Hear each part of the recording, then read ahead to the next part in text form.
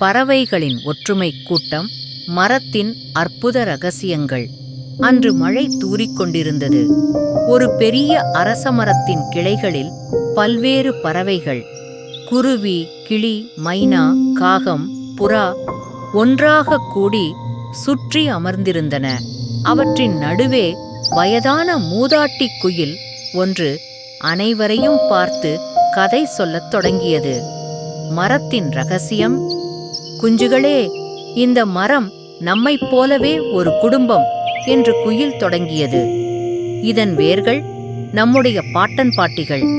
அவை நிலத்தில் பற்றாக இருந்து நம்மை காப்பாற்றுகின்றன. தண்டு நமது பெற்றோர்.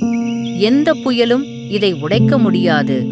கிளைகள் நாமே, ஒவ்வொருவரும் வெவ்வேறு, ஆனால் ஒரே மரத்தில் பிணைந்தவர்கள்.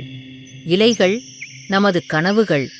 ஒவ்வொரு இலையும் காற்றில் ஆடி உலகுக்கு அழகு சேர்க்கிறது. பறவைகளின் பாடல் குயில் கதை முடிந்ததும் மரம் முழுவதும் ஒரு இசை பிறந்தது. குருவி கூ கூ கூ என்று பாடியது. கிளி மரம் நமது வீடு என்று கத்தியது. மைனா நடனமாடியது. காகம் காக்கா என்று சிரித்தது.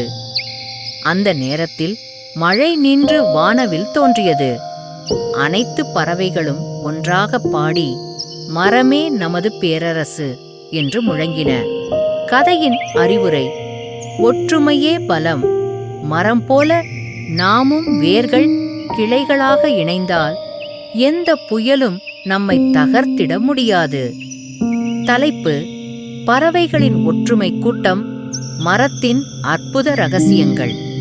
இந்த கதை பற்றிய உங்கள் கருத்துக்களை கூறவும், முக்கியமாக உங்கள் குழந்தைகளுக்கு கூறவும்.